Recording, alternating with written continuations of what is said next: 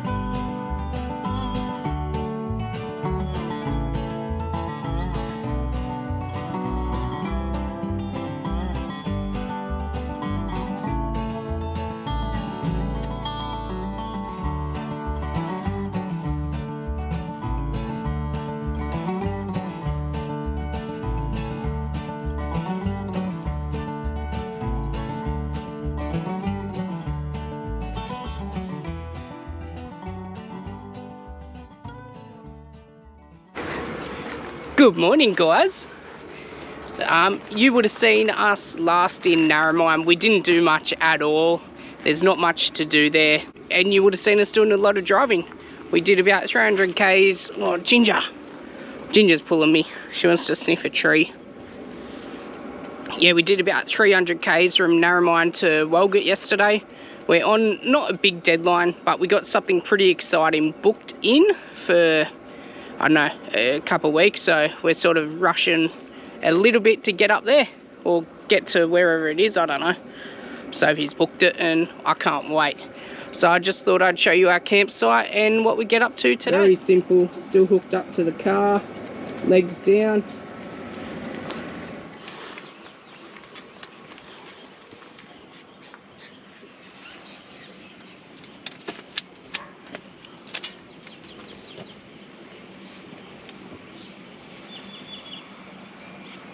Yeah, as I said, we're in Walgett. This is Alex Trevelyan Camp. It's a free camp, 48-hour stay.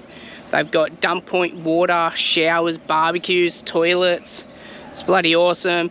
There's heaps of spots. They've opened up the back, so it's all grass area as well. You can camp there. Or they got the parking bays we've got.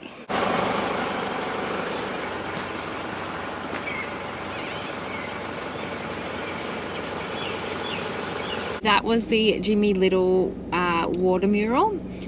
Jimmy Little was one of the most famous Aboriginal country singers. We actually seen his head in Tamworth. Tamworth, yeah. Yeah, so there was like all the heads of fame and all that, and his head was there. So pretty cool to say we've been to 2 Jimmy Little murals, I guess, yeah, around the country. And his grave is also here in Walgett. So you can go visit that. We aren't, but yeah, you can go visit that if you want to, as well. And it's across from where we stayed as well. Yeah. So you can just cross the road and you're there. Yeah. Walgett has a huge amount of history. Even at the Alex Trevelyan Park, there's a load of information about the Aboriginal culture and all of that. So we'll talk some more about that as we go today. I think we'll just chat about it while we're driving up to Lightningridge rather than sitting here and having a yarn. Yeah, we love our good old car chats, don't we? Yeah. You alright? Alright, let's go to the next spot. It is a park. So there's 2 parks in town I want to visit before we go. One is called Gray's Park, so let's go there first.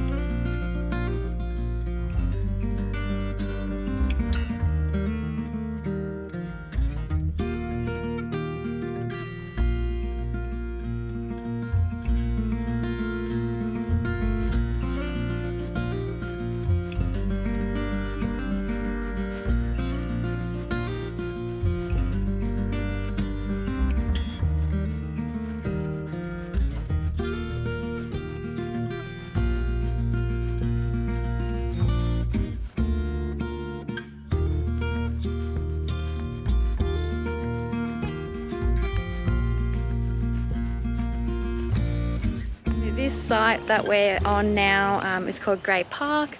It was the original Walgett jail. It was built with bricks, and that was the well I just showed you guys.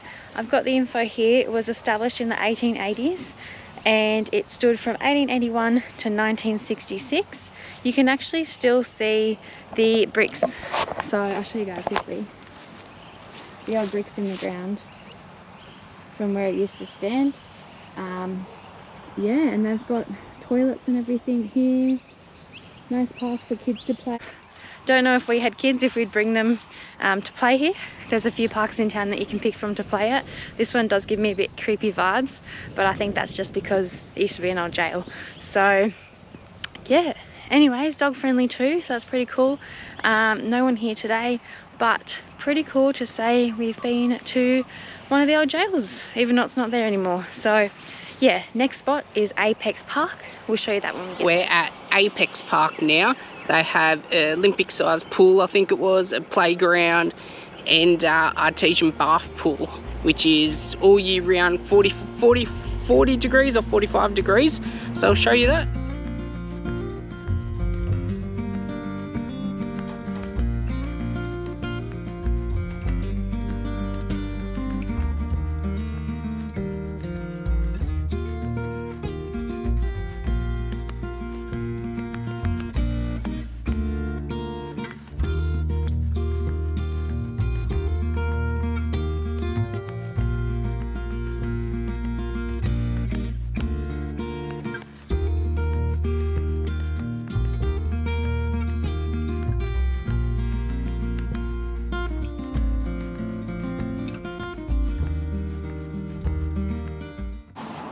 Few old carriages that would have been pulled by horses, I'd say.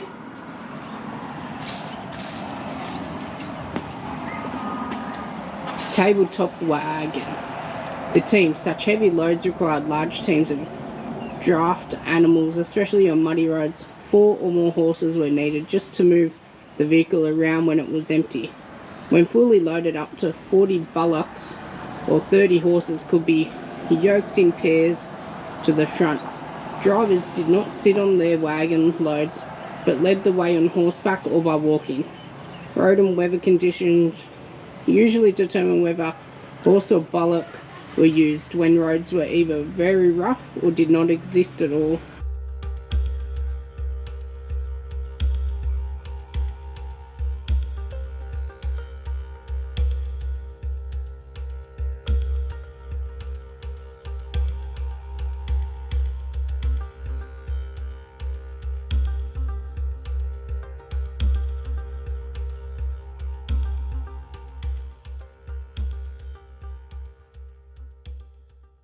Hey guys, so we have just arrived at Lightningridge. Well, about 10 k's, what does that sign say?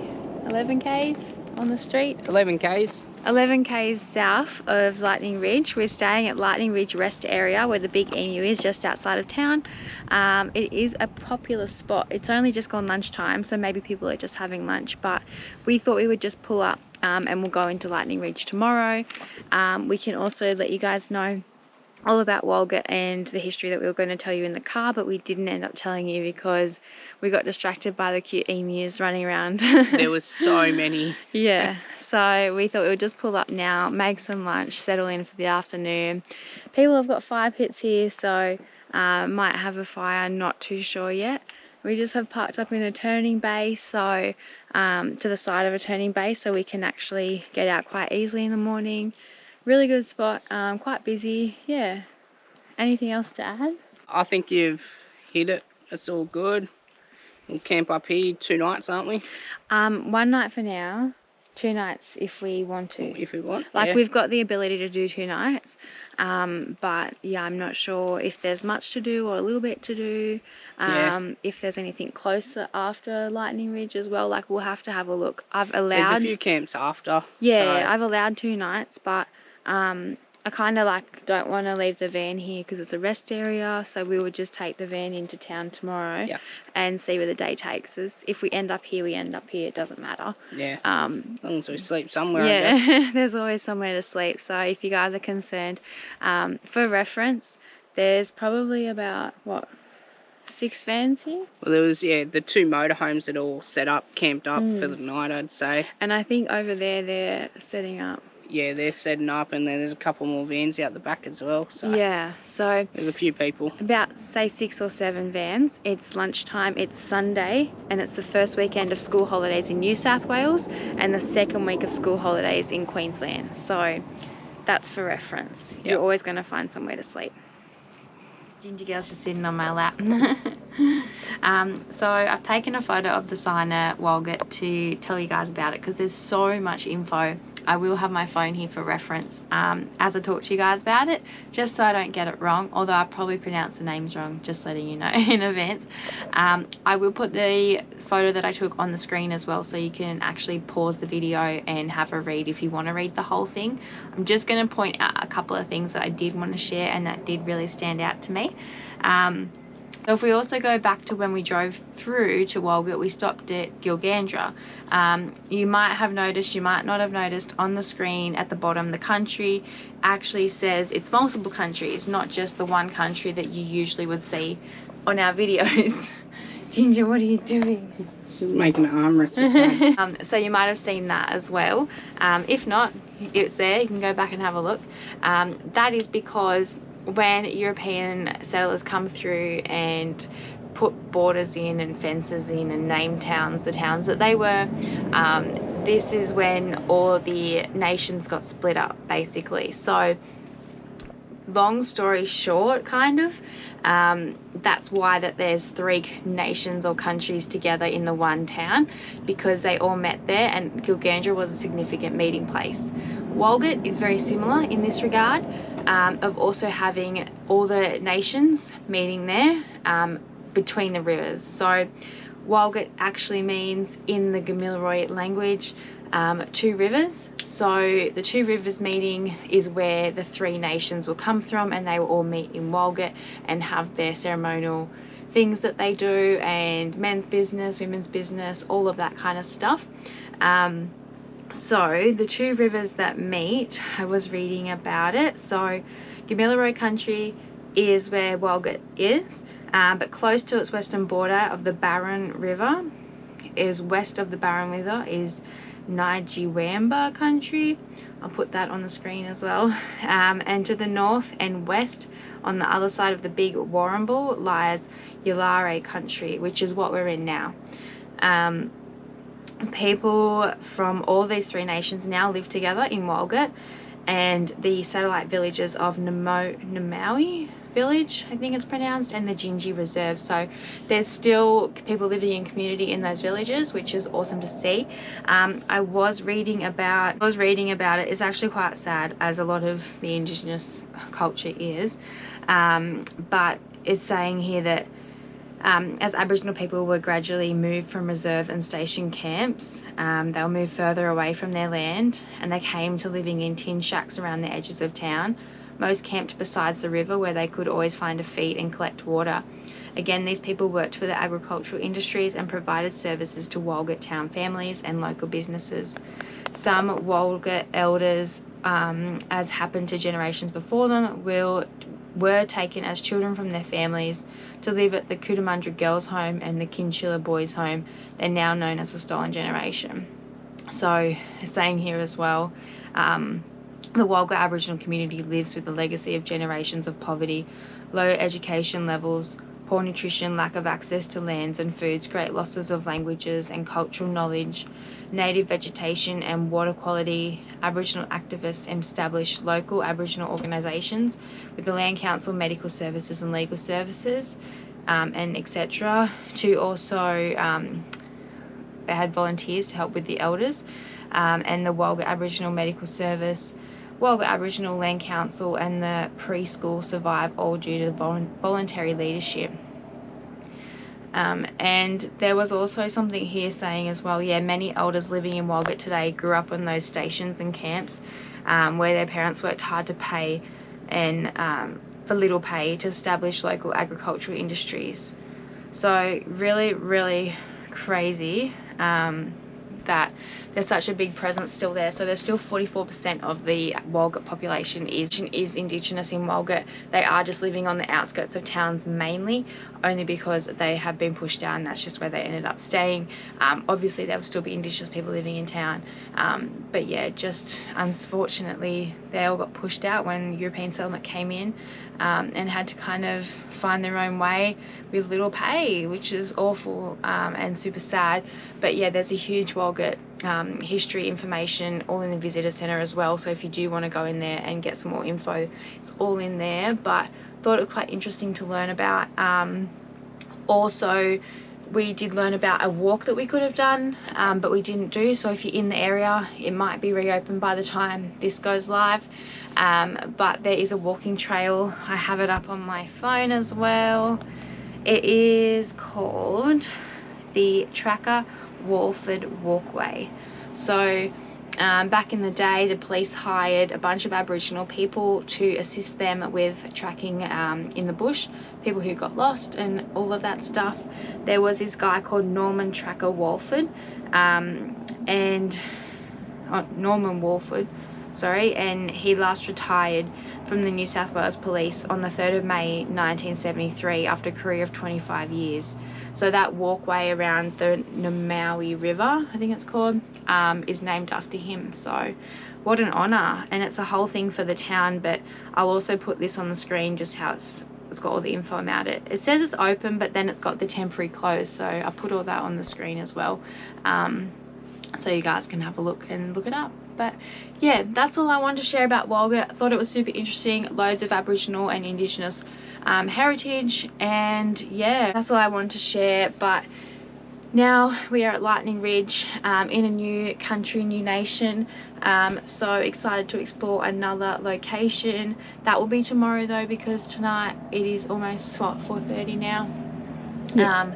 Generator has charged our batteries, so we had it on eco mode for 3 hours and didn't even realize. So what rookies, but totally Aaron's fault. Again, I tell you guys all the time, outside is Aaron's domain, so we will give that one to him, and make sure it does not happen again, because these poor neighbours that we've got will probably sick of us by now. But it's a free camp and you can have generators, and I need to stop feeling bad about it. Anyways guys, we will see you tomorrow if we don't see you later tonight, and we'll be exploring Lightningridge. Where are we going? Going across to see the big emu. So I don't know anything about it, but we'll find out when we get there. Or do you want to just run? We'll run. Don't need to run. We need to run. No. Run.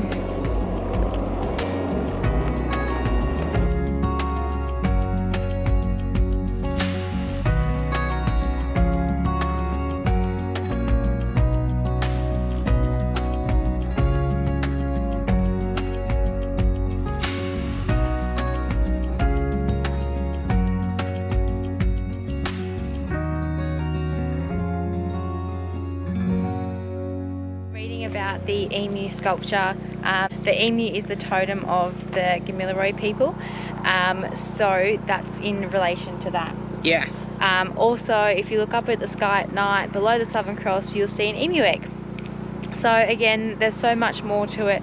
That's just a quick overview, but really, really cool to learn and read about. Yeah, like with the emu egg, didn't they say at a certain time when you see that, that means the men are ready to go out hunting, looking for the emu eggs. Yeah, so they're ready to go get some food. Yeah. Which is so interesting, so cool. Yeah, so whenever they see that in the sky, that's when they leave, and yeah, go hunting. Hunting, yeah. Yeah, so super cool. We're just doing a little wander now with Miss Ginger. We did leave so other people could go and have a look and not be bothered by us talking. So we had a wander back to the van. You probably hear our generator blasting in the background. Trying to get fully charged. We're just not getting it. Our batteries were so dead. Yeah. But it's getting there. Yeah. It's so hard in winter, hey? Like, yeah, when there's no sun. Yeah, it makes a big difference. It's just been cloudy for a few weeks now. Yeah, makes a huge difference. Sure does. But it's getting sunnier. Yeah. I reckon. The further north we go. Yeah. So now we are understanding why people chase the sun. Yep, there you go. Morning. It is a new day here. The sun is gone, but it's not raining, so thank God for that. I just wanted to show you guys our mud terrains we got. They're brand new.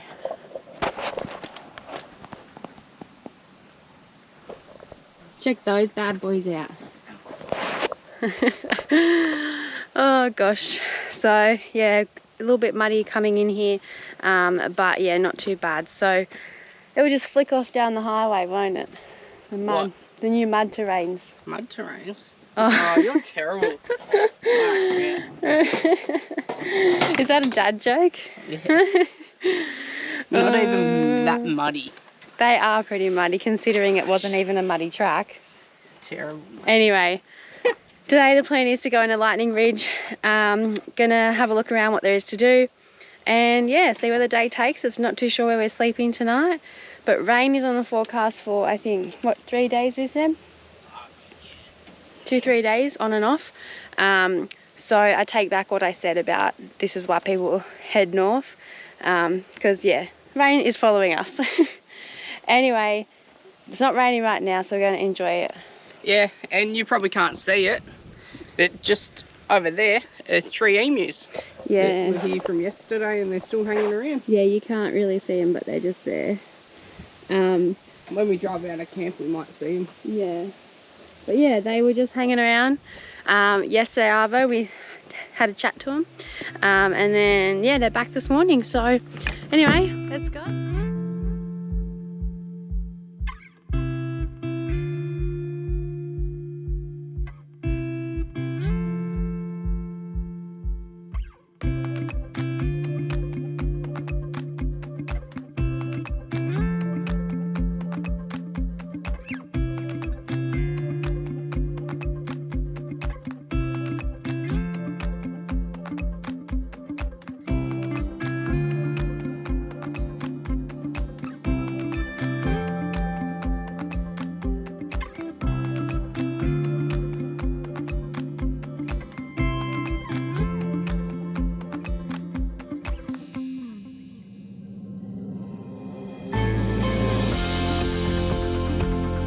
We're in Lightningridge and we're checking out the community art sculpture, so I'll turn you around and show you what we're looking at.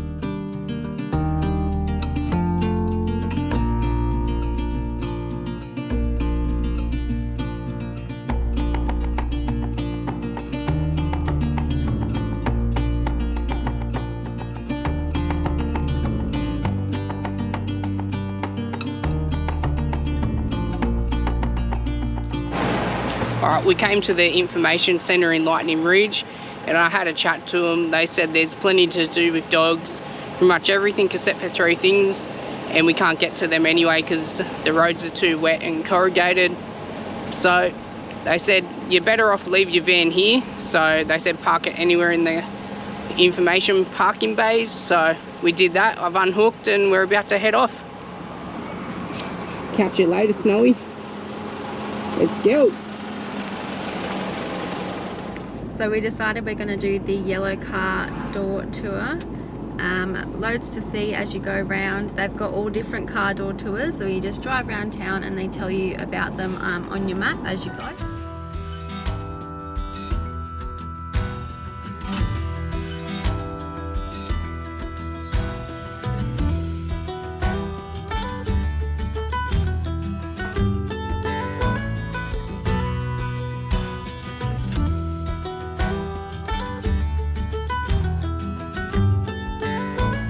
Just arrived at number 1 on the car door tour, or yellow car door tour. This one is the big opal mine. It's a machine dug mine. There's an entry fee of $20 per adult. It's dog friendly. The lady in the information center said everything in Lightningridge is dog friendly, as long as your dog is well behaved, everything's dog friendly. So she said no dramas about Miss Ginger, so we're hoping to get in and see some stuff. Haven't really done much underground or mine tours or anything like that, so very different for us. Excited to have a look, because when we were in Coober Pedy, nothing was really dog friendly that we found. Obviously there would be other stuff we could look further, go to information center, all that stuff. We'll have to go back and do that, but yeah, at this time everything's dog friendly, so we are going to go check it out. Aaron's just in there now asking how long the tour takes and confirming that it's $20 and that dogs are allowed. But yeah, so we'll see what he says when he gets back and go from there. No underground tour today. He's been shut down. What? Yeah, government. Why? Don't know. What? Said the bloke who doesn't even like driving from Dubbo to Lightningridge shut him down. So what, that's like all he he's said. not safe or something? Must be, yeah. Oh. I don't know. I was just telling them how excited I was. I'm claustrophobic, so yeah. But I was excited to do it because we haven't done anything like that before. Yeah.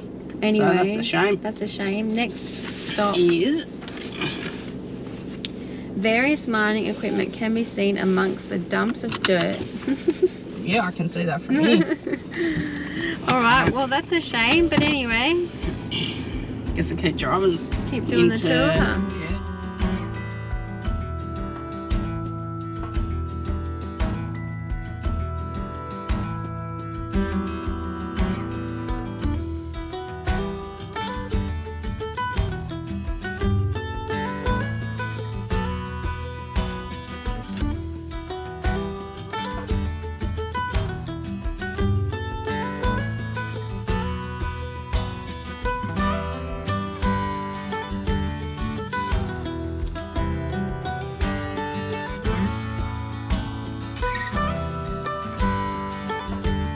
Honestly, I've got no idea what I'm doing on this drive, but hey, we'll work it out together.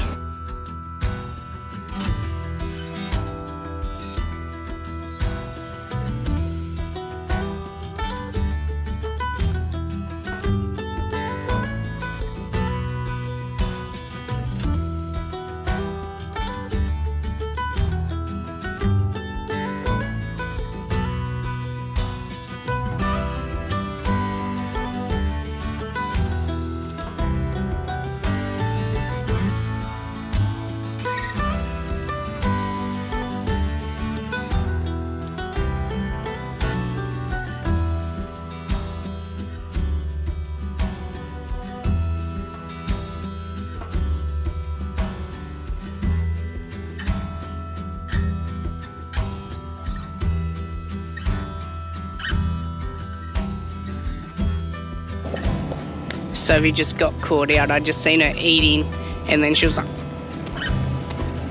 but hey, sucker.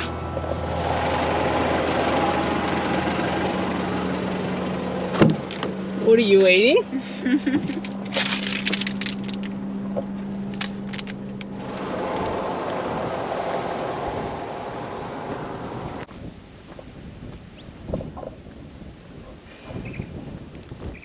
Aaron just yelled out, "Have you fallen down a hole?" Because he couldn't see me anymore. But no, I was just showing you guys that that hole. In that hole that I just showed you, It says they're going to be building a constructed 2-story building in the ground that is all insulated by the earth. It collects rainwater, generates power, and be filled with light and fresh air.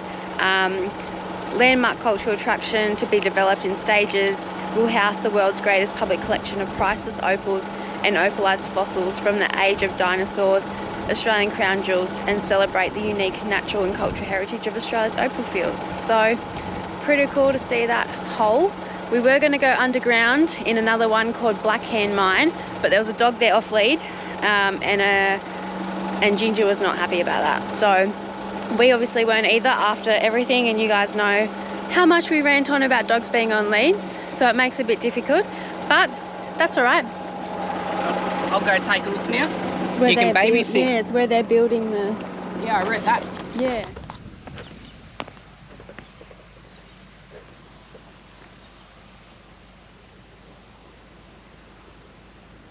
These mines are all hand dug, and you can actually see, supposedly, I'm not too sure, but apparently you can see the grips in the wall, like where the miner held onto to get in and out. I can't really see it because I don't really know what I'm looking for, but apparently you can see them if you know what you are looking for. So pretty cool.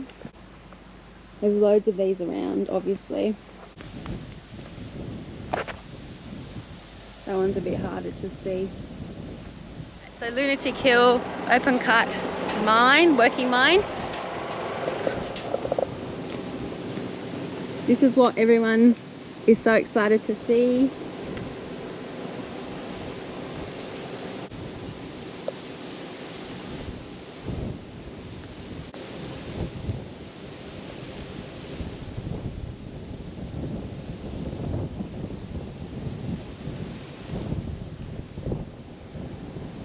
See those two holes? Those two holes, I just turned it around because it's really windy and I want to make sure you can hear me, but those two holes in the mine are air holes so that they can get a breeze. I think it said every 20 minutes they get a breeze down underground, so that's why those two holes are there. Now Aaron's going to have a look. We just have to leave Ginger in the car according to the sign. It says there's mad dogs about, so.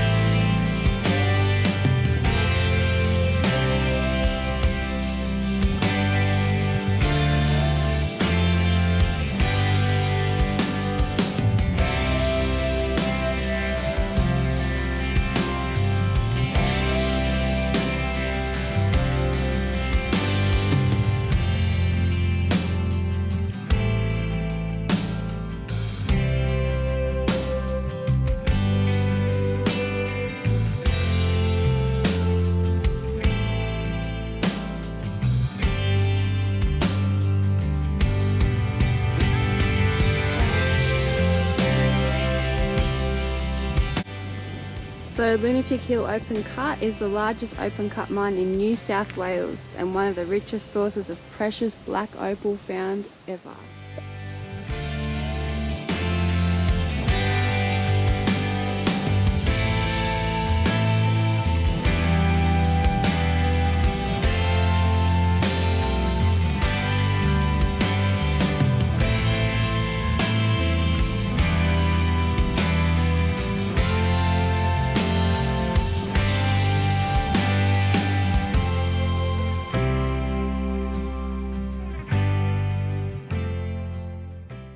So that was the yellow car door tour. We went through the whole way back on the highway now, and then we are heading to to get the van from the information centre. Might see if we can pick up a sticker for Lightningridge. See how we go, if we can find one. We really want to get to camp before the rain comes. I think it's going to come this afternoon. So we're not going to check out anything else in Lightningridge. But that was probably about an hour or two. Probably 2 hours. Yeah. Like we took it slow. Yeah, we took it slow, took it all in, and really got out and explored each spot, which was really cool to actually take the time to do so. So we just picked one and then said this was all we're kind of doing. We picked the longest one as well, didn't we? Or second longest maybe. No, we picked the longest one. Yeah, it was meant to be 35 minutes, but I think it's 35 minutes if you don't stop and do anything, yeah. So anyways, we picked the longest one. It said it was only 35 minutes, but it definitely wasn't. I reckon what, an hour it took us, or an hour and a half, and then by the time we unhooked and all that, probably 2 hours. And then get back into town. Yeah. So yeah, Ginger's dying for a drink, so we'll get her one when we get back to the van. We do have her drink bowl, but I think it's empty, so we'll have to get her one when we get back. Yeah. And then we're gonna go pick up a sticker if we can, and then we'll go back, pick up the van, and we'll go to head to camp. I don't know where we're sleeping tonight. We got a couple of spots, but we're not sure where yet. Yeah. So we'll see how we go. All I know is that we're crossing the Queensland border today. Sure are. So I think this will be our third time crossing the Queensland border from Maybe New South more. Wales. You reckon 3? Yeah, in the last just over a year, like it would be probably 3, I would say. There you go. Sorry for the bumpy footage, the roads aren't great. But yeah, super excited to do that. Wanting to get to camp before the rain comes, so yeah, just punching it now. Super cool and interesting to see Lightningridge. Like, there's so much to see and do and all of that. You could spend longer than a day for sure, but we aren't really into mines and stuff, but it was still cool to see. It's definitely interesting and all that, but it's not for, well, we still enjoyed it. It was awesome, and I think if you have more time you could take it a lot slower as well. Well, you could have more time if you wanted to. Oh, yeah, but I don't want to. Nah. I don't know, it's expensive. We could stay where we stayed at the rest stop again, but I don't know. We are on that time frame. I've got something exciting booked, but yeah, we just thought we've got to see Lightningridge because everyone talks about it. We aren't into mines, but it was still really cool to see what we did see. Yeah, definitely.